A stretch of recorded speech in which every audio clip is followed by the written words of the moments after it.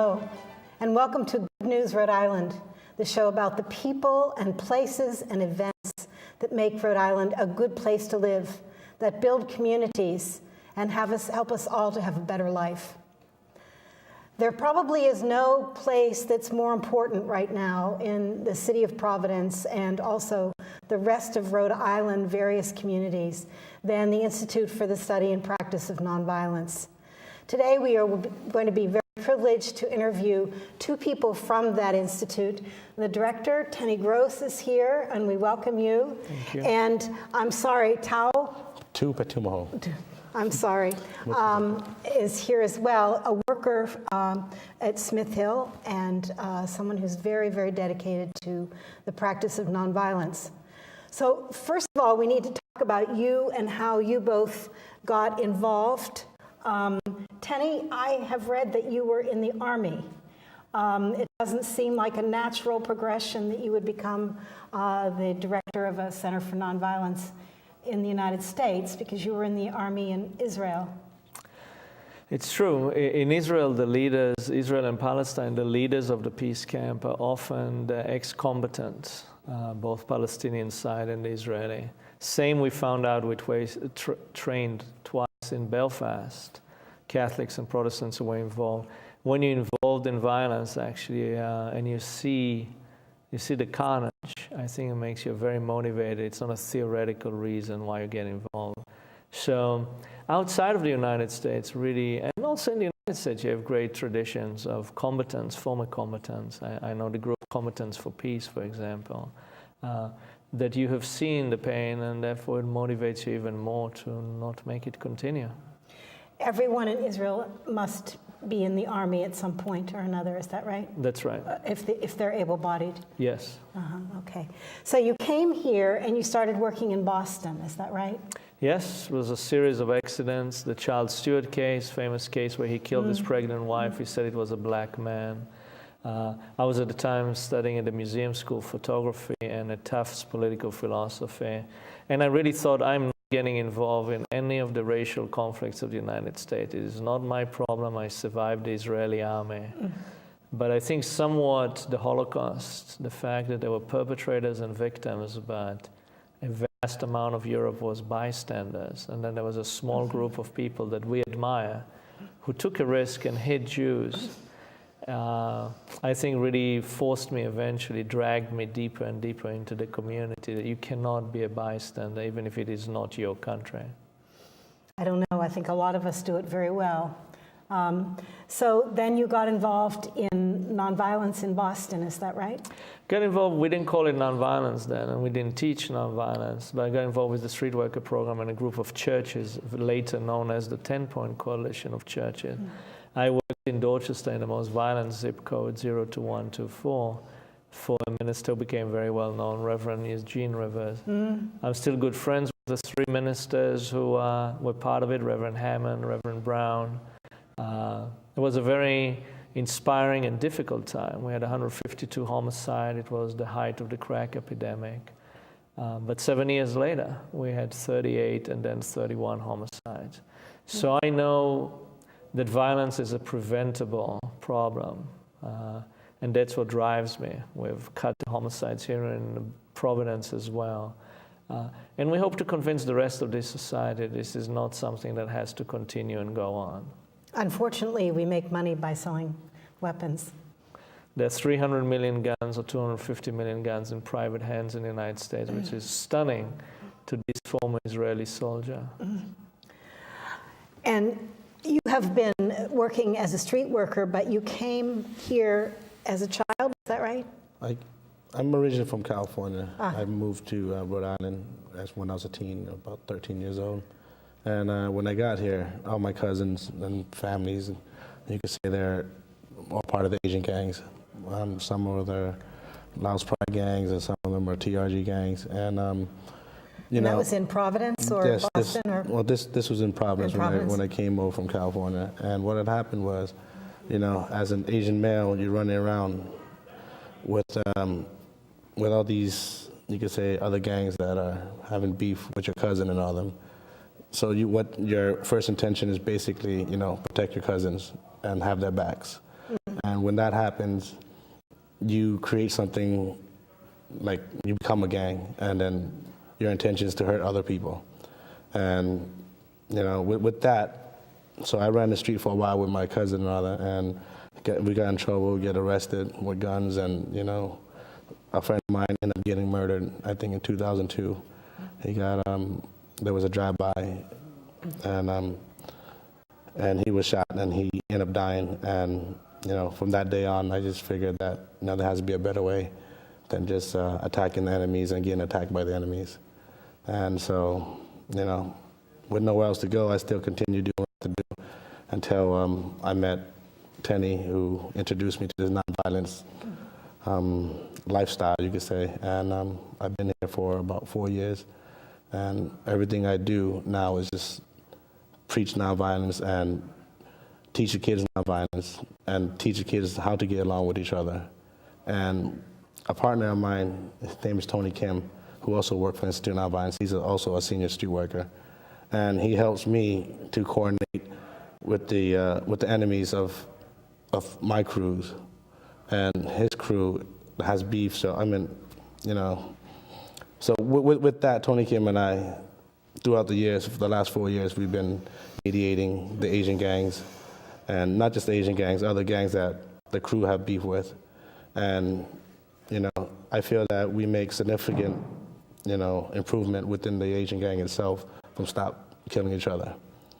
And it's not completely, you know, gone, but it's still there in the air. But I believe that because of this work, Tony Kim and I have, you know, did much improvement for the Asian community itself. So, and we're still working on that. The self inside of us, we all want to have two reactions when we have enemies.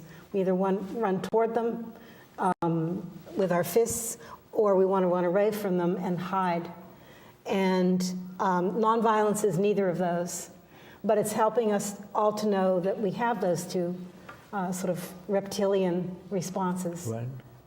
But we have built a civilization since, you know, there is a reason we're humans, and we have built more sophisticated ways to interact. And in fact, there's a whole stream of evolution now that shows that our collaboration and kindness actually supporting our development. So it is very much within evolution, I think, nonviolence, you know, and cooperation.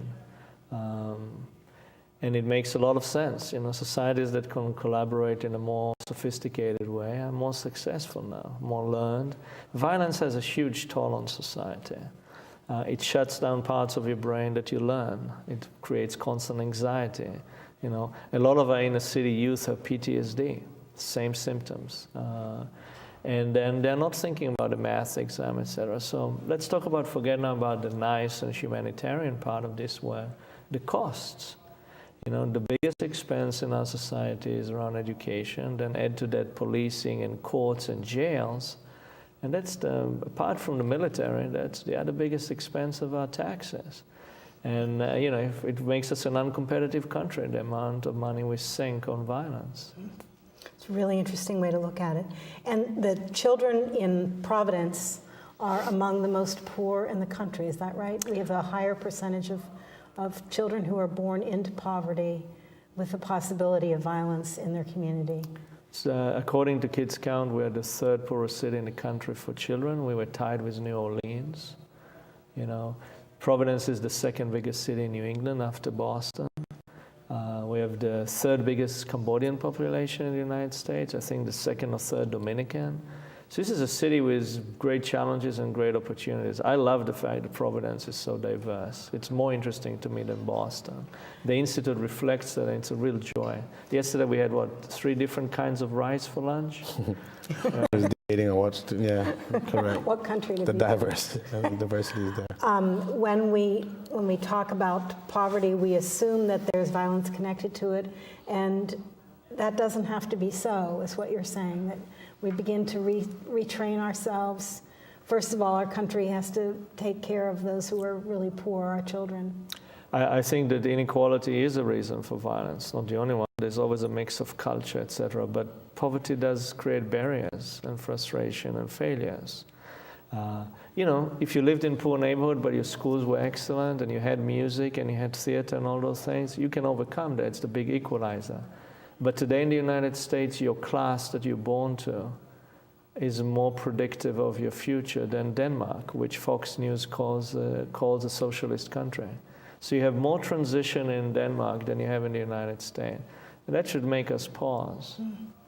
One of the things that we spend the most on, in my opinion, is the minds that are lost. All the creative juices that come from that mix of cultures, that come from those kids coming into a good school system, for example, are all lost when we're spending money on police and jails and violence rather than on the creative side of the mind. No doubt. I mean, Providence a few years ago had to send back musical instruments donated by Toshiba back to Toshiba because we fired a music teacher. Meanwhile, Venezuela has 25,000 students in classical music. The current conductor of the LA Philharmonic, one of the 10 best symphonies on the planet, is a 20-something-year-old Venezuelan who grew up in the project. So it's where, it's not that there's huge amount of wealth here as a foreigner. No, there's huge amount of wealth in the United States. It's how we distribute it that needs to be changed as well. So partially is the work that TOO does within our community, and you can change that. But let us not think that it can be done for free and without resources. It cannot. So what do? You go into a gang, or you walk the streets and you start talking to the kids that are there. Is that right? Well, it's much more than that. It's basically helping them with the lifestyle, helping them get back into education. Like most of the youth that join gangs drop out of high schools, and their education level is 9th grade. So they have no GED. So what Street Worker does is we set plans for the kids. We start off like what you want to do in life, and these are the goals that we're going to set for you. All right, get your GED. Then after that, we're going to help you look for a job. Then after that, let's see if we can mediate the beef that you have in the community. And it's just it goes into even helping them with filling out college applications, and some kids do have high school diploma, and they also still need that help. So. So they really, I just was noticing that the seal of Rhode Island, the word at the bottom of it is hope. It's an anchor with the word hope. So somehow you look at these kids and say, what you see is not what you get. You can do differently because there's something inside of you that needs to be focused and trained. But right now you're focused on violence. Correct. And like I said, these kids don't have directions, and by having people like me and other street workers in the community who've been through the same road as these kids are going to grow up on, and we're the change maker, the difference maker. And when they see us, we give them, these are the opportunities that you have, instead of just sell drugs and get your money or rob somebody. We give them more opportunity than just do that. And in fact, like I said, we don't just help them. We deal with the family issues, the parents. Usually, problem starts at home, and the kids, they don't really have a sit down on the table and talk to their families about what's going on. So, some kids would lean towards the street workers at rec night or during after school dismissal or something. The kids would go and communicate or contact with the street workers and ask them for help, and ask them to go to court for them, and court advocacy and just community service. So are they afraid of getting out of the gangs at all? It depends. It depends who that person is. Some people just join gangs because they have nowhere else to go. And what you're seen as is an intervention. You're seen as somebody who comes in and helps to remake a path. Correct. For these kids. We provide opportunities. A radical intervention. Just like with alcoholism, there needs to be an intervention, and that's what you're doing. That's. You have a wonderful center now. I drove over to see it. It's absolutely beautiful. Maybe you could talk a little bit about it and how it happened. I understand that it was through St. Michael's Church. Is that right? The Institute was started by Father Ray Mom and Sister Ann Keefe when Jennifer Rivera was killed in 2000. And a few other young people were buried that summer. And it says, they came from one of the services, looked to the right from the big kind of staircase of St. Michael's. There was the abandoned convent. It used to be after the Talbot House, a detox center. It says, we're going to dedicate that building to a non-practical cause, to nonviolence, not to some youth center, etc. And that's when they gathered the board and started making plans. They recruited me eventually to be the founding executive director. And it took us 9 years because, the second week on my job, September 11 happened, and the economy changed. And when we went to some foundations about renovating the building, it says, who are you guys? You're a non-entity. So we had to prove ourselves. And eventually the Champlain Foundation, as well as a great group of donors, came together. It's a $5.5 million renovation, historical, mainly raised from the outside, and we have no debt. And the possibility now of what we can do at Transform. We used to do street work, we used to teach nonviolence in other places. We can do now 10 different activities at the same time in the building, really do resume writing with gang members. We have hip-hop dancing tonight that you organize, break dancing. So many different things because we really now can go deeper into developing young people, something we were not able to do before. We could intervene. But when we say don't do gang life, what can you do? That takes development. And now finally we can go deeper into that. So it's a new, very exciting chapter in the Institute's life. And you have a 24-hour drop-in center, is that right? We don't. Oh. We don't. We are on call 24 hours a day. Okay. So we respond to every shooting and stabbing 24 hours a day. We respond to young people who need us in crisis. We sleep with our cell phones. So you go to where the kids are? Yep. And we can bring them into the building anytime we want to, if that's what we need to do. But it's not a residential. Yeah. It's not a sanctuary. It is not. There's no places to put beds in that we don't have the zoning for that. But we can take them to a shelter if we need to. Yes. And I read that is there really a water program as well, surfing program? Yeah. We just came through from a snowboard camp, and we get to snowboarding. So over the summer we do surfing. We have surf camp. Extreme Sports Department was created by Shay, who is one of our juvenile reentry counselors, and she's a surfer, and she engaged the surfing community. So we now have surfboards, we have wetsuits, and it looks kind of odd. Gang members surf, but I can tell you, I can raise $50,000 for a psychiatrist, or I can send 15 kids, or actually ended up being 25, 30, to a 3-day surf camp. And including our staff, we come back so relaxed. It's an amazing therapy.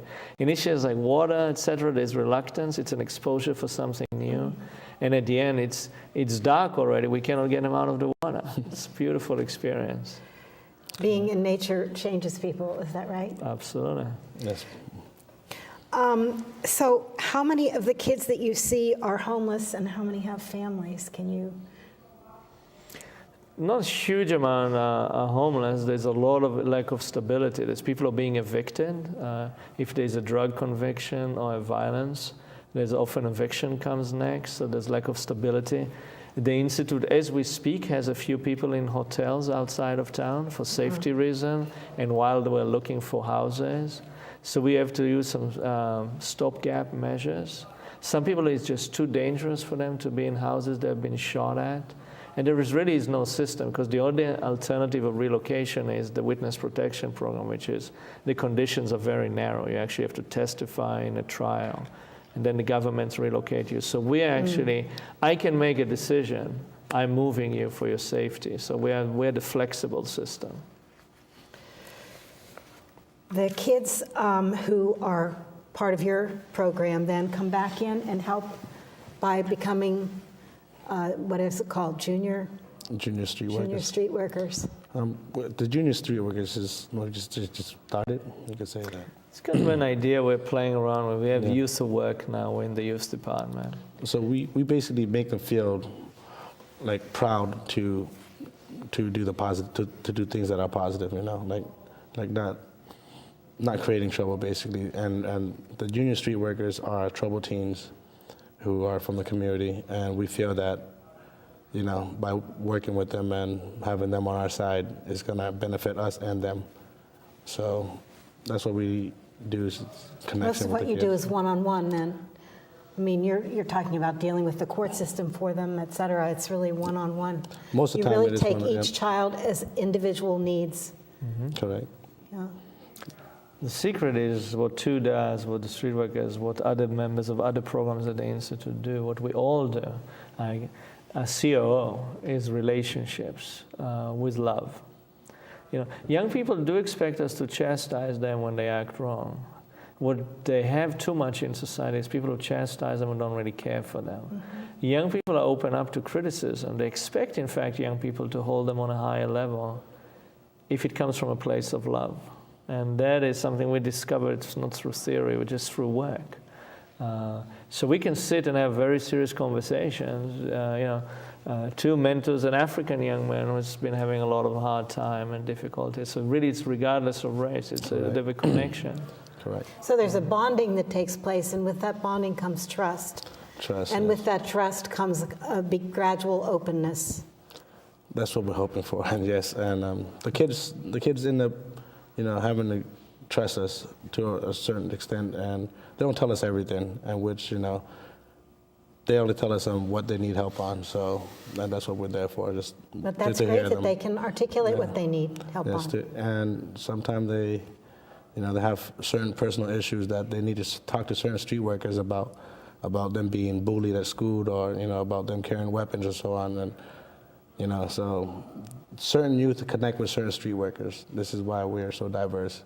And, when I talk mainly about I work with Asian gangs, which is my 80-90% I deal with Asian gangs, but the other 10% I also throw myself around with the Hispanic and Black community, and, anyone else who need it, that's what it is. Or I could connect it with other street workers. How much do you work with the schools? Are you, as the CEO, are you able to talk to the schools? Yes. Particularly in, say, the Smith Hill area or what? Well, yesterday a few street workers did a presentation to 500 kids, I think, in East Providence. We teach in Thompson Middle School in Newport. We have 2 street workers in Central Falls, and we're about to start a training program there. And in Providence, we have street workers assigned to middle schools and high schools. We do constant conflict, maintenance, mediation. We don't wait for the big events like shootings to happen. We work on small things all the time and encourage young people, re-enlist them. There's a lot of just as being a positive mentor, and the young people know when it's someone who is, they look at TWO and he says, look, I regret at some point when I dropped out because of gang life. There's a certain credibility. It's another angle for a young person to think, as opposed to someone who's never been through what TWO or that young person is going through. I can understand that. What would a goal be that you want to have enough volunteers, that you have ex-teachers or people who have really learned your mode of thinking, your way of life, as you call it, who would go into the schools and train teachers? The street workers are not volunteers; they're paid staff. But on top of it, we also have trainers, etc. Yes, we're trying to build a movement. Sister Anne's dream initially was really that everyone who gets a government job, everyone, has to be trained in nonviolence. Becomes the principle of how we operate our society. If the people who sit on the finance committee were committed to nonviolence, how will the budget look differently? Right, for example. Yeah, I'd like to know that. So it is been not waiting for a long time for that. So it is not that we're here a tool just to deal with the violent people. The violent kids who are involved in violence. Who created it? I often see them as they're playing on a monopoly board that someone else has designed. We the powerful, and we need to change the monopoly board. I think one of the things that's remarkable about young children is how nonviolent they are, how kind they are, how gentle, and we have somehow bred other actions into them. I mean, just think about what the kids see on television. Right. How do we, as a culture, begin? What is your definition of nonviolence? Well, let me just say something on the TV because it's so fresh in my mind. This is the first Super Bowl my kids watched with me. They're 6 and 9-year-old. And we had to we had to switch the channels when it was the commercials. The Pepsi advertisement is women being punched. It's just amazing. It's 7 p.m, right? Just in the 20 years I've been to the United States, we have gone from NYPD Blue once a week. There's always a violence in American media. I grew up in a film studio in Israel, so I'm very well versed with American culture and your Western. But it is now, there used to be weekend programming. We now have 7 days a week CSI types program. This is the diet. That is you look about physical obesity, that is an epidemic in the United States. We have also a mental obesity. We are constantly feeding murder. This is like the topic of dialogue that we have. So that has to change. And the definition of nonviolence to me, actually as an Israeli, it's something that blew away my innocence. You cannot be that bystander. So when I'm in my country, which I love my country, when I drive now through the landscape that I love, I have to imagine where were Palestinian villages. It just makes life a bit more complicated, which is not a bad thing, but it's difficult. I understand why, if I live in the suburbs, I don't want to know about the gangs in Providence. I want to avert my eyes. It's wrong, and we're trying to blow away our innocence, but it's hard work. So justice doesn't happen with great quick gestures. You don't bring an NBA player to, for half an hour, talk to the kids and tell them, do the right thing. That doesn't work. It is day in and day out. It's about consistency. And at the Institute, which is so unique, that's why we train around the country now, we try and live as an organization, nonviolence. We start every meeting with, how did you live this week nonviolently? None of us is nonviolent, but we try and have it constantly on our minds. I want to thank you for being here. Unfortunately, we are out of time, and I hope that you will come back because this is so important, and I think it is asking us to change fundamentally how we look at life, how we allocate funds, etc. But thank you so much, Tenny and Fu, for being here. And I really hope that you will take this to heart, and the good news is around the corner, and you will help to make it. Thank you for watching. Thank you. Thank you.